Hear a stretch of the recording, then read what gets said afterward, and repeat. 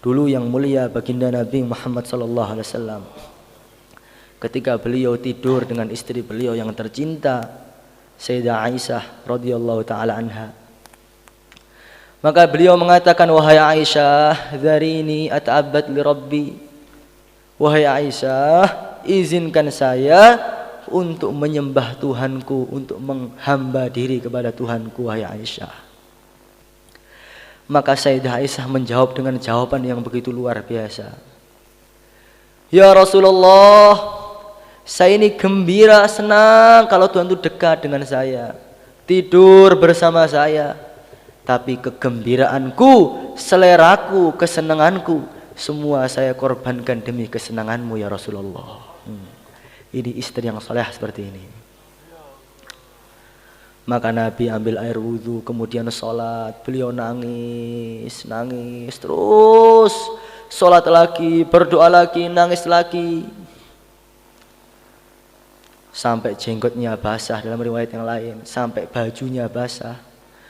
Bahkan sampai lantainya basah. Maka Sayyidah Aisyah mengatakan, ya Rasulullah, bukankah engkau Nabiullah? Allah telah mengampuni dosa engkau yang telah lalu, dosa engkau yang akan datang. Kenapa engkau ibadah begitu memaksakan diri, sholat terus, zikir terus, nangis terus? Maka Nabi menjawab dengan jawaban yang begitu pendek. Nabi mengatakan, ya Aisyah, afala akunu abdan syakura? Apakah tidak sepantasnya, tidak sewajarnya saya ini menjadi seorang hamba yang bersyukur? Semakin banyak nikmat Allah kepada saya, semakin banyak ibadah saya.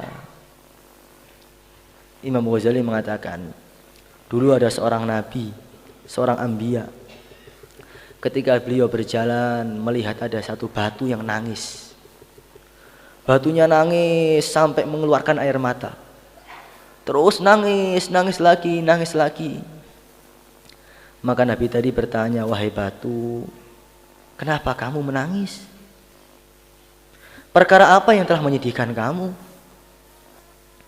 Maka batu tadi mengatakan, ya Nabi Allah, ketika saya mendengar firman Allah, waquduhan nasu wal hijarah, bahan bakar api neraka itu manusia dan bebatuan, saya khawatir saya akan termasuk menjadi bahan bakar api neraka.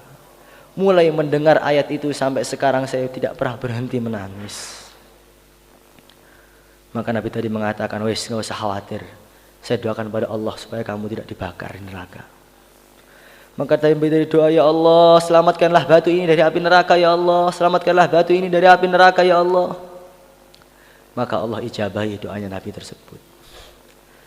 Tidak berselang beberapa lama, Nabi tadi lewat dalam batu itu tersebut, batunya nangis lagi, wahai batu, Allah Subhanahu wa taala telah menyelamatkan kamu dari api neraka, kenapa kamu nangis lagi sekarang?